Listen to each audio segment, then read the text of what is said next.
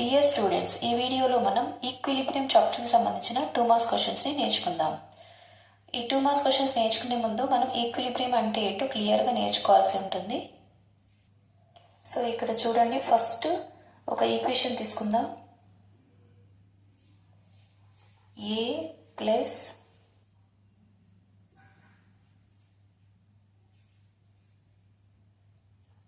B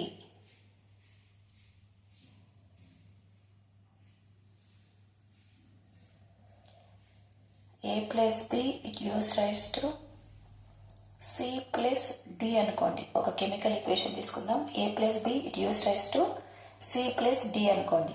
so a అనేది reactant, b అనేది reactant, ఈ రెండు కలిసిపోయి మనకి c d అనే ప్రోడక్ట్స్ని ఫామ్ చేస్తుంది. ఫస్ట్ మీకు ఐడియా ఉండాలి ఏంటి రియాక్టెంట్స్, ఏమొచ్చినాయి ప్రోడక్ట్స్ వచ్చినాయి. ab రియాక్టెంట్స్, ఇక్కడ cd అనేవి products. It is a reversible reaction. So ఇందులో ఏం జరుగుతుంది, ఫార్వర్డ్ రియాక్షన్ జరుగుతుంది అండ్ నెక్స్ట్ బ్యాక్వర్డ్ రియాక్షన్ జరుగుతుంది. ఫార్వర్డ్ రియాక్షన్ అంటే ఏంటి, ఏ ప్లస్ బి కలిసిపోయి సి ప్లస్ డిగా మారితే అది ఫార్వర్డ్ రియాక్షన్. మరి సి ప్లస్ డి కలిసి ఏ ప్లస్ బిగా మారితే అదేం రియాక్షన్, బ్యాక్వర్డ్ రియాక్షన్, లేదా దీన్ని రివర్స్ రియాక్షన్ అని కూడా అంటారు. So in this reaction, forward reaction and backward reaction, both reactions are taking place. Such type of reactions are called reversible reactions. ఏమంటారు వీటిని, రివర్సిబుల్ రియాక్షన్స్ అంటారు. సో రివర్సిబుల్ రియాక్షన్లో ఫార్వర్డ్ రియాక్షన్ జరుగుతుంది, backward reaction కూడా జరుగుతుంది. మరి ఫస్ట్ మనం తీసుకున్నప్పుడు only ఏ plus B తీసుకుంటాం, ఇంకా రియాక్షన్ స్టార్ట్ అవ్వలేదు. అప్పుడు ఓన్లీ మన దగ్గర ఏముంటాయి, ఏ ప్లస్ బి మాత్రమే ఉంటుంది. వీటి యొక్క కాన్సన్ట్రేషన్ ఎక్కువగా ఉంటుంది. కాబట్టి ఫార్వర్డ్ రియాక్షన్ యొక్క రేట్ అనేది చాలా ఎక్కువగా ఉంటుంది. As the time increases the concentration of A and B also decreases. అంటే the concentration of reactants decreases. Time పెరిగినా కొద్ది ఏబి కాస్త ఎలా మారిపోతున్నాయి, సి ప్లస్ డిగా మారుతున్నాయి. అంటే ఏ కాన్సన్ట్రేషన్ బి కాన్సన్ట్రేషన్ ఏమవుతుంది, తగ్గుతుంది. ఎప్పుడైతే కాన్సన్ట్రేషన్ తగ్గుతుందో రేట్ ఆఫ్ రియాక్షన్ కూడా తగ్గుతుంది. అంటే ఫస్ట్ ఫార్వర్డ్ రియాక్షన్ ఎక్కువ రేట్తో స్టార్ట్ అవుతుంది, బట్ టైంతో పాటు కాన్సన్ట్రేషన్ అనేది ఏమవుతుంది, తగ్గుతుంది. So rate of forward reaction ఏమవుతుంది, డిక్రీజ్ అవుతుంది. But rate of backward reaction అనేది ఇంక్రీజ్ అవుతుంది విత్ టైం. టైంతో పాటు ఫార్వర్డ్ రియాక్షన్ స్లో అవుతుంది, బ్యాక్వర్డ్ రియాక్షన్ ఏమవుతుంది, స్పీడ్ అవుతుంది. But at one stage the rate of forward reaction is equal to rate of backward reaction. ఒక stage దగ్గర forward reaction యొక్క rate, backward reaction యొక్క rate రెండు కూడా ఈక్వల్ అవుతాయి. ఆ స్టేజ్ని మనం ఈక్విలిబ్రియం అంటారు. ఈక్విలిబ్రియం స్టేజ్ అంటారు. The stage at which the rate of forward reaction is equal to the rate of backward reaction is called equilibrium stage.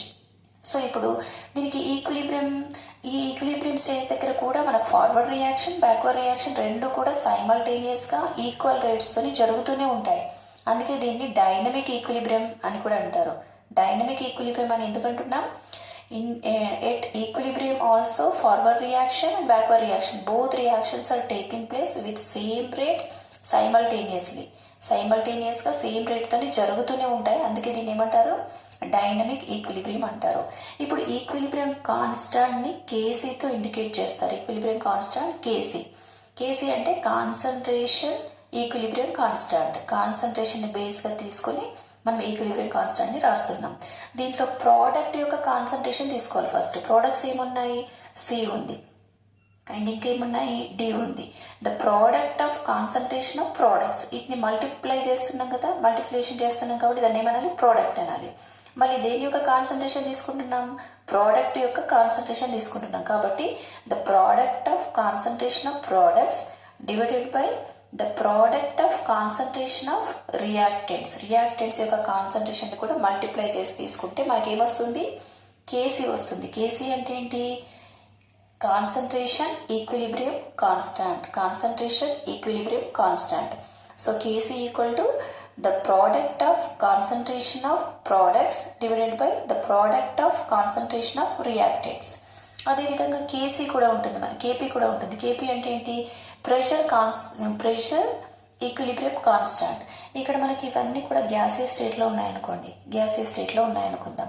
So అప్పుడు మనం ప్రెషర్ కేపీ రాయాలి అంటే సేమ్ దీనిలాగానే ప్రెషర్ తీసుకోవాలి. ఇక్కడ ప్రెషర్ సి యొక్క pressure తీసుకోవాలి. అదేవిధంగా pressure of D divided by pressure of A into pressure of B.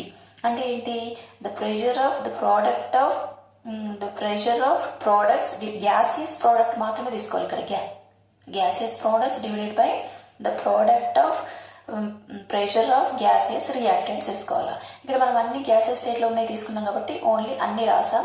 ఒకవేళ ఇక్కడ ఏదైనా సాలిడ్ ఉందనుకోండి, ఇప్పుడు సి సాలిడ్ ఉందనుకోండి, ఇక్కడ సిని స్కిప్ చేయాల్సి ఉంటుంది. ఆ విధంగా మనం కేపీకేసీ వాల్యూస్ రాస్తాము. ఇక్కడ చూడండి మనకు ఒక ఈక్విలిబ్రియం లా అని వస్తుంది. ఈక్విలిబ్రియం లా అంటే ఏంటంటే ఇక్కడ ఇది ఒక రేషియో కదా, ఇక్కడ ఒక రేషియో ఏంటి, the ratio of the product of concentration of products to the product of molar concentrations of reactants. ఈ మొత్తం ఈ రేషియో అనేది ఎలా ఉంటుందంటే ఆల్వేస్ ఇట్ ఈస్ కాన్స్టాంట్గా ఉంటుంది. దీన్నే ఈక్విలిబ్రియం లా లేదా chemical equilibrium, the law of chemical equilibrium అంటారు. ఈ రేషియో ఇది దేని యొక్క ratio, the product of molar concentration of products. CD అనేవి ఏంటి, ప్రోడక్ట్సే కదా, సిడి అనేవి ప్రోడక్ట్స్. స్క్వేర్ బ్రాకెట్లో రాసినామంటే ఏంటి, అవి కాన్సన్ట్రేషన్స్ లేదంటే మోలార్ కాన్సన్ట్రేషన్ అంటారు. ఈ రెండింటిని మల్టిప్లై చేస్తున్నాం కాబట్టి the product of molar concentrations of products to the product of molar concentrations of reactants. ఈ రేషియో అనేది ఒక కాన్స్టాంట్గా ఉంటుంది. దీన్నే equilibrium law or the law of chemical equilibrium అంటారు. ఒకసారి చూద్దాం. అంతేకాకుండా దీంట్లో మనకి ఈక్విలిబ్రియంస్ 2 టైప్స్ ఉంటాయి. Homogeneous equilibrium, heterogeneous equilibrium. Homogeneous అంటే సేమ్, హోమో అంటే సేమ్, హెటరో అంటే డిఫరెంట్. ఇక్కడ చూడండి మనకి ABCD ఇవన్నీ కూడా గ్యాసెస్ స్టేట్లో ఉన్నాయి. రియాక్టెంట్స్ అండ్ ప్రోడక్ట్స్ సేమ్ అన్ని కూడా గ్యాసెస్ స్టేట్లో ఉంటే దాన్ని హోమోజీనియస్ ఈక్విలిబ్రియం అంటారు. అలా కాకుండా ఇక్కడ సి అనేది సాలిడ్ స్టేట్లో ఉందనుకోండి, అప్పుడు మనకి ఒకటి కంటే ఎక్కువ ఫార్మ్స్లో ఉన్నాయి, ఫేజెస్లో ఉన్నాయి. ఇవి ఇక్కడ 3 గ్యాసెస్ ఫామ్లో ఉన్నాయి, ఒకటి సాలిడ్గా ఉంది. అలా డిఫరెంట్ ఫిజికల్ స్టేట్స్లో ఉంటే అప్పుడు మనం దాన్ని హెటరోజీనియస్ ఈక్విలిబ్రియం అంటాం. వీటి గురించి మనం క్లియర్గా నేర్చుకుందాం. సో ఇప్పుడు చూడండి, ఫస్ట్ క్వశ్చన్ చూడండి, state law of chemical equilibrium. Law of chemical equilibrium ఇందాకే నేర్చుకున్నాం కదా. The ratio of product of molar concentrations of products to the product of molar concentrations of the reactants has a constant value. This is known as the equilibrium law. దాన్ని equilibrium లా అనొచ్చు, లేదంటే లా of chemical equilibrium అంటారు. ఇది ఏం చేస్తున్నాం, first ఏమో concentrations, products యొక్క concentrations divided by the product of concentration of reactants. Total ratio అనేది కాన్స్టాంట్ వాల్యూని కలిగి ఉంటే దాన్ని లా ఆఫ్ కెమికల్ ఈక్విలిబ్రియం అంటారు. నెక్స్ట్ క్వశ్చన్ చూడండి, వాట్ ఈస్ హోమోజీనియస్ ఈక్విలిబ్రియం? ఇక్కడ ఎగ్జాంపుల్ తీసుకోండి, H2 plus I2 gives rise to 2HA. ఇక్కడ గ్యాసియస్ స్టేట్, రియాక్టెంట్స్ గ్యాసియస్ స్టేట్లో ఉన్నాయి, ప్రోడక్ట్స్ కూడా గ్యాసియస్ స్టేట్లో ఉన్నాయి. అన్ని కూడా సేమ్ ఫిజికల్ ఫామ్లో ఉన్నాయి, సేమ్ ఫేజ్లో ఉన్నాయి. ఒకే ఫేజ్లో ఉంటే అలాంటి సిస్టమ్ని హోమోజీనియస్ ఈక్విలిబ్రియం అంటారు. In a homogeneous system all the reactants and products are in the same phase. Such type of systems are called homogeneous equilibrium. ఇక్కడ కూడా చూడండి, N2 plus 3H2 gives rise to 2NH3. Nitrogen gaseous స్టేట్లో ఉంది, hydrogen gaseous స్టేట్లో ఉంది, ammonia కూడా gaseous స్టేట్లో ఉంది. రియాక్టెంట్స్ అండ్ ప్రోడక్ట్స్, ఇక్కడ చూడండి, reactants and products are in the same phase. అన్ని కూడా సేమ్ ఫేజ్ గ్యాసియస్ స్టేట్లోనే ఉన్నాయి. సేమ్ ఫిజికల్ స్టేట్ అని రాసినా పర్లేదు. Reactants and products are in same physical state అని రాసినా కరెక్టే. ఆ విధంగా ఉంటే దాన్ని హోమోజీనియస్ అంటారు. నెక్స్ట్ క్వశ్చన్ చూడండి, what is heterogeneous equilibrium? Give 2 examples. ఇక్కడ హెటరోజీనియస్ అంటే డిఫరెంట్. ఇక్కడ చూడండి, H2O లిక్విడ్ స్టేట్లో ఉంది, H2O గ్యాసెస్ స్టేట్లో ఉంది. అంటే రియాక్టెంట్స్, ప్రోడక్ట్స్ ఇక్కడ డిఫరెంట్ ఫిజికల్ స్టేట్స్లో ఉన్నాయి, డిఫరెంట్ ఫేజెస్లో ఉన్నాయి. ఇక్కడ CaCO3 కాల్షియం కార్బోనేట్ సాలిడ్ స్టేట్లో ఉంది, కాల్షియం ఆక్సైడ్ సాలిడ్ స్టేట్లో ఉంది, CO2 గ్యాసెస్ స్టేట్లో ఉంది. ఒకటి కంటే ఎక్కువ ఫిజికల్ ఫార్మ్స్లో ఉంటే అలాంటి దాన్ని మనం heterogeneous equilibrium అంటారు. The system in which the reactants and products having more than one physical states, more than one physical phases అలా ఉంటే దాన్ని ఏమంటారంటే heterogeneous ఈక్విలిబ్రియం అంటారు. ఇక నెక్స్ట్ చూడండి, what is meant by dynamic equilibrium. ఇందాక చెప్పుకున్నాం కదా, ఏదైనా ఒక ఈక్విలిబ్రియంలో ఫార్వర్డ్ రియాక్షన్ జరుగుతుంది, బ్యాక్వర్డ్ రియాక్షన్ లేదా రివర్స్ రియాక్షన్, ఈ రెండు రియాక్షన్ జరుగుతాయి. అయితే ఈక్విలిబ్రియం స్టేజ్ దగ్గర ఫార్వర్డ్ రియాక్షన్ యొక్క రేటు, బ్యాక్వర్డ్ రియాక్షన్ యొక్క రేటు రెండు ఈక్వల్గా ఉంటాయి. అది కంటిన్యూస్గా జరుగుతూనే ఉంటాయి సైమల్టేనియస్గా. At equilibrium stage also the forward reaction and backward reaction both are taking place simultaneously with equal rates. ఇక్కడ చూడండి, in a reversible reaction continue to take place with equal rates simultaneously at the equilibrium stage also. Equilibrium stage దగ్గర కూడా అవి equal rates తోని simultaneous గా forward reaction, reverse reaction రెండు కూడా జరుగుతూనే ఉంటాయి. అలాంటి దాన్ని ఏమంటారు? డైనమిక్ ఈక్విలిబ్రియం అంటారు. ఇక నెక్స్ట్ క్వశ్చన్ చూడండి, give two chemical equilibrium reactions for which KP is greater than KC. ఇక టూ ఎగ్జాంపుల్స్ ఆల్రెడీ మనం తీసుకున్నాం చూడండి. 2NH3 decomposition, NH3 decomposition, 2NH3 gives rise to N2 plus 3H2, 2SO3 gives rise to 2SO2 plus O2. ఇప్పుడు ఈ reactions లో KP అనేది KC కంటే ఎక్కువగా ఉంటుంది. ఇది మనం తెలుసుకోవాలంటే మనకి రిలేషన్ ఉంది కదా, కేపీ కేసీ రిలేషన్ ఏంటి? K P equal to KC into RT power delta N. K P K C relation ఏంటి? K P equal to KC into RT power delta N. మరి ఇక్కడ డెల్టా ఎన్ అంటే ఏంటి?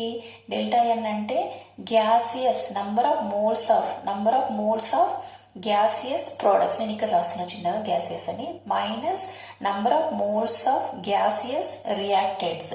ఇక్కడ ప్రోడక్ట్స్ యొక్క మోల్స్, రియాక్టెంట్స్ యొక్క మోల్స్ రెండు కూడా గ్యాసియస్ స్టేట్లో ఉండాలి. Number of moles of gaseous products minus number of moles of gaseous reactants.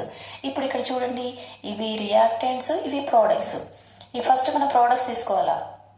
Products ఎంత ఉంది? ఇక్కడ ఎన్పి కదా, ఎన్పి అంటే products, number of moles of products. అవి కూడా ఖచ్చితంగా గ్యాసియస్ స్టేట్లో ఉంటేనే తీసుకోవాలి. సో ఈ రెండు గ్యాసియస్ స్టేట్లో ఉన్నాయి. ఇది 1 మోల్ ఉంది, ఇది 3 మోల్స్ ఉన్నాయి. అంటే ఇది మొత్తం 3, మొత్తం ఎన్ని మోల్స్? 4 మోల్స్. మైనస్ ఇక్కడ రియాక్టెంట్స్ మోల్స్ గ్యాసియస్ స్టేట్లోనే ఉంది కదా, ఎన్ని మోల్స్ ఉన్నాయి? 2 మోల్స్ ఉన్నాయి. కాబట్టి 4 మైనస్ 2 అంటే ఎంత వస్తుంది? 2 వస్తుంది. అప్పుడు డెల్టా ఎన్ ఈక్వల్ టు అంటే KP equal to KC into RT power delta N. Delta N అంటే ఎంత? 2. ఇక్కడ పాజిటివ్ వచ్చింది, డెల్టా ఎన్ వాల్యూ పాజిటివ్ వచ్చినప్పుడు కేపీ అనేది ఎక్కువగా ఉంటుంది. So KP is greater than కేసీగా వస్తుంది. అదేవిధంగా సెకండ్ ఈక్వేషన్ చూడండి. సెకండ్ ఈక్వేషన్ ఏముంది? సెకండ్ ఈక్వేషన్ కి డెల్టా ఎన్ కనుక్కోండి. ఇక్కడ డెల్టా ఎన్ ఎంత అవుతుంది? 2 మోల్స్ ఉంది, ఇక్కడ 1 మోల్ ఉంది. 2 + 1 అంటే ఎంత? 3 మోల్స్. ఇప్పుడు సెకండ్ ఈక్వేషన్ చూడండి. సెకండ్ ఈక్వేషన్ కూడా ప్రోడక్ట్స్ 2 + 1 అన్ని గ్యాసియస్ స్టేట్లోనే, SO2 కూడా గ్యాసే. సో ఇక్కడ 2 + 1 3 మోల్స్ ఉంది ప్రోడక్ట్స్, మైనస్ 2 మోల్స్. 3 - 2 అంటే 1 వస్తుంది. కాబట్టి డెల్టా ఎన్ ఈక్వల్ టు 1 అంటే KP equal to KC RT power 1 వస్తుంది. అంటే పాజిటివ్ ఉన్నప్పుడు కేపీ గ్రేటర్ దెన్ అవుతుంది. కాబట్టి KP is greater than KC. So KP is greater than కేసీకి 2 ఈక్వేషన్స్ ఏంటి? Ammonia decomposition reaction and sulphur trioxide decomposition reaction. Next question చూడండి, give 2 chemical equilibrium reactions for which KP is less than KC. చాలా చాలా important questions ఇవి. ఇప్పుడు KP KC కంటే తక్కువగా ఉన్న రియాక్షన్స్ రాయాలి. మీరు ఈజీగా గుర్తుపెట్టుకోవడానికి ఇక్కడ మనకి ఇవే రియాక్షన్స్ రివర్స్లో రాస్తే సరిపోతుంది. ఇక్కడ చూడండి, ప్రోడక్ట్స్ని రియాక్టెంట్స్గా రాయండి. N2 + 3H2 it gives rise to 2NH3 and SO2 + O2 it gives rise to 2SO3. వీటికి కూడా మీరు కేపీ కేసీ రిలేషన్ రాబడితే ఇక్కడ డెల్టా ఎన్ ఈక్వల్ టు 2 - 1 + 3 2 - 4 అవుతుంది. 2 - 4 అంటే -2 అవుతుంది. మైనస్ వాల్యూ ఎప్పుడు కూడా డెల్టా ఎన్ వాల్యూ మైనస్ వస్తే KP is less than KC అవుతుంది. ఇక్కడ కూడా 2 - 2 + 1 3 2 - 3 అవుతుంది. అంటే ఆన్సర్ ఎంత వస్తుంది? డెల్టా ఎన్ -1 వస్తుంది. డెల్టా ఎన్ నెగిటివ్ అయితే KP is less than KC, delta N positive అయితే KP is greater than KC.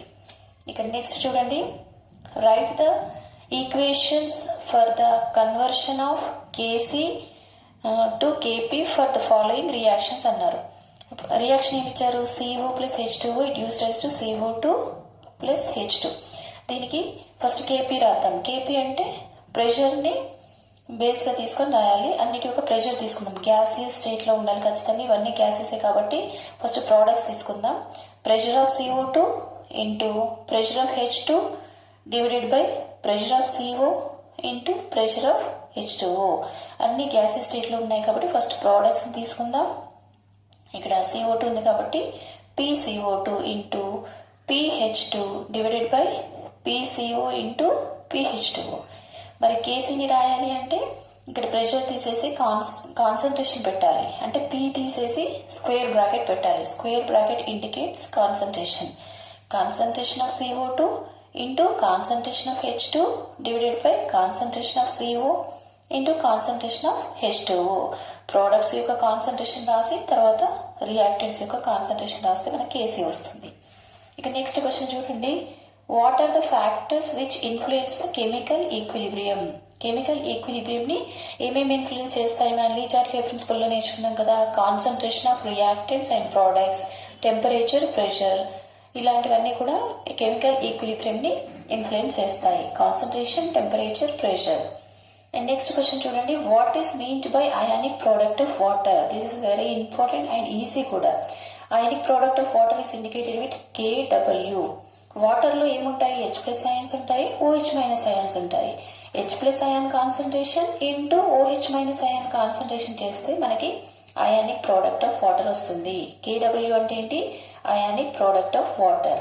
H+ ion concentration into OH- ion concentration. At a given temperature, the product of concentrations of H+ ayan and OH- ions in water is called ionic product of water. So, ఇక్కడ H+ ayan, the product of concentration of H+ ayan and OH- ayan at a given temperature is called ionic product of water. ఇక next question చూడండి. Give 2 examples of salts whose aqueous solutions are acidic. Acidic solutions. ఇక్కడ example తీసుకున్నాం మనం. Ammonium chloride, ammonium sulphate. Ammonium chloride formula ఏంటి? NH4Cl. Ammonium sulphate అంటే NH4 taken twice SO4. ఇప్పుడు దీన్ని వాటర్లో వేసినాం అనుకోండి, మనకి ఏమొస్తుంది? అమోనియం హైడ్రాక్సైడ్ వస్తుంది ప్లస్ HCl వస్తుంది. దీన్ని వాటర్లో వేస్తే ammonium hydroxide plus sulphuric acid వస్తుంది. అమోనియం హైడ్రాక్సైడ్, సల్ఫ్యూరిక్ యాసిడ్, ఇవి రెండు కూడా వీక్ బేస్. వీక్ బేస్ అంటే it does not undergo ionisation completely and does not give OH- ions easily. ఇది OH- అయాన్స్ రిలీజ్ చేయదు. కానీ HCl is a strong acid, H2SO4 is a strong acid. ఇది వెంటనే H+ అయాన్స్ని ఇస్తుంది, ఇది కూడా వెంటనే H+ అయాన్స్ని ఇస్తుంది.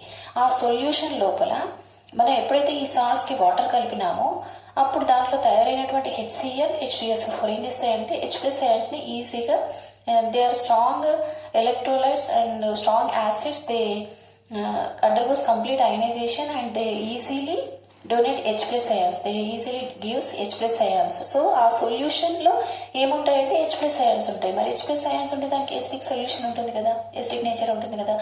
కాబట్టి అమోనియం క్లోరైడ్ని కానీ అమోనియం సల్ఫేట్ యొక్క aqueous సొల్యూషన్ తీసుకుంటే వాటికి ఎసిడిక్ నేచర్ ఉంటుంది.